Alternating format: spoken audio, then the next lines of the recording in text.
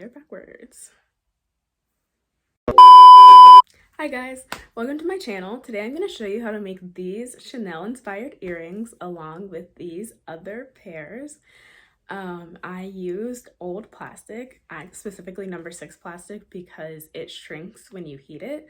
So, and I think that's found on things like takeout and other stuff like that. So if you want to make these and you want to use some old plastic, definitely be on the lookout for number 6. Yeah, and then I got these jewels from Walmart and then some from Joann's, and I will show y'all later in the video. And I will also link everything that I used down below, and I'll probably link an article about the plastic just so you can learn more about it and see if you want to recreate these, like what you would need. So let's get into it. Okay, so for the earrings, I'm gonna make 3 different Chanel earrings as seen here, here, and here. And the last 2 are similar and they're gonna follow the same look. I didn't really know what else I wanted to do.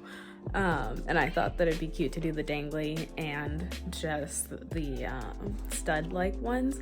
So I printed out templates and I will show all of those in a second. Okay, so I have the double C's and I have half of the Chanel on each page, and the reason why I did half on each page is because it was easier to make them bigger. Also, I made them so big because I think that the plastic that I'm using, and I'll explain that in a second, is going to shrink a lot, and so I wanted to make them bigger so they'll look normal sized when I actually wear them. Okay, so the type of plastic I have is number 6 plastic. As you can see here, I don't know if you can actually read it, but it's like comes on like takeout and different things like that. And I saw online that when you put this into the oven, it shrinks, so people will make earrings or keychains and just other little things like that. So what I'm gonna do is wash off the extra because we have a lot of plastic in my house that has been collected for this reason. And then I will trace over the paper so I can have those, and I will show you all that in a second. Also, I used peanut butter to get the labels off and get like the stickiness off, because as you can tell by this one, I got all of it off. So yeah, peanut butter is one way that you can get this off, but I'll also link some others down below. Okay, I'm going to trace the outline of these onto the plastic, and I'm gonna use a gold Sharpie because I'm gonna put jewels that have gold around them, so I want it to be as close to that as possible.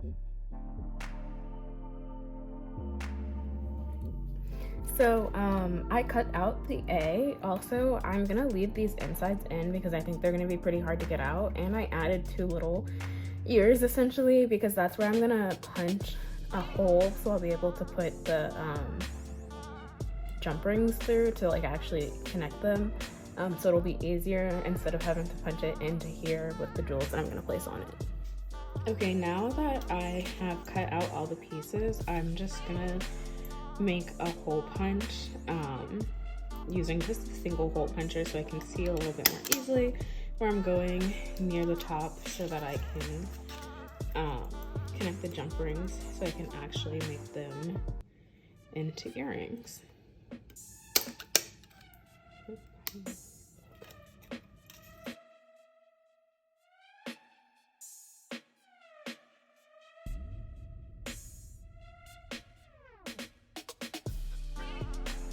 Okay, so I set my oven to 350 and I do 2 at a time. So you put them in there for like 1 to 2 minutes, but pretty much they'll start to curl up, and once they flatten back out, that's when you take them out. So I'm going to get ready and put them in, and don't mind the coconuts. I don't know if you can see them, I'm making a bowl, but I will show you once they are done. After they come out, I put something heavy like these glasses on them because sometimes they'll still be a little curved, so I put that on so that they just lay flat when they set. Okay, so now that I've shrunk all of these earrings, I'm going to use this chain that I got from Walmart, and I'm gonna cut out each jewel, and then I'm gonna use E6000 glue to place them onto the earrings. So in this first part, I was really struggling. I was using a cuticle cutter to cut the jewels off, and then spreading some E6000 glue and using that cuticle cutter to place the jewels on. But afterwards, I used this tool that my dad had that cut the jewels a lot easier, and then I squeezed the E6000 onto the earrings and placed them with the cuticle cutter. Okay, so I finished putting the beads on, and as you can tell, these ones are different than those, and that's because I would not have had enough of these ones to do for both of these, so I had to go and buy some more. Also, these beads are these jewels are significantly smaller than these ones, or like half the size, and I will say these took a lot longer, and the larger size was a lot quicker to do, so that's just something to keep in mind if you decide to do this. But now I'm gonna attach these jump rings that I got them from Joann, and I'll link them down below just to make them into earrings. And then I also have these earring clips that I also got from Joann's. And then I'm gonna use these two pliers. They're my mom's, so they work. I don't really know if they're specifically for jewelry. So I'll also link those, and I will show you how I'm gonna do this. Oh, also I forgot to mention, I think I'm just gonna make both of these dangly since they are a lot bigger than I expected, and I feel like the dangle will look a little bit better than just trying to make it look like a stud.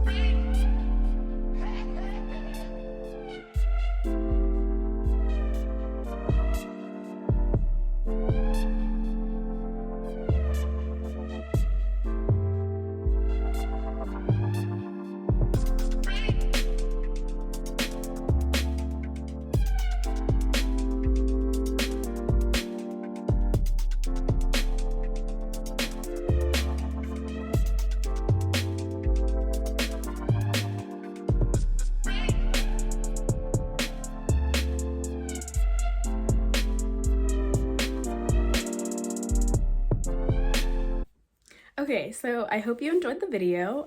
Don't forget to like and subscribe, comment down below, and also tag me on Instagram if you decide to make any of these yourself or just decide to make your own earrings, because I think it's very cool. These definitely took a while to make. Gluing all of the individual jewels on wasn't that easy, so I definitely would recommend going with bigger jewels like I did on the other earrings, because that took a lot longer, but I do think the small jewels do look very good as well. Also, I would maybe go with a different glue other than E6000 because there's just some problems with it, with like how it continues to come out of the bottle, and just, yeah. But yeah, don't forget to like and subscribe. I hope you enjoyed it, and I will see you next week.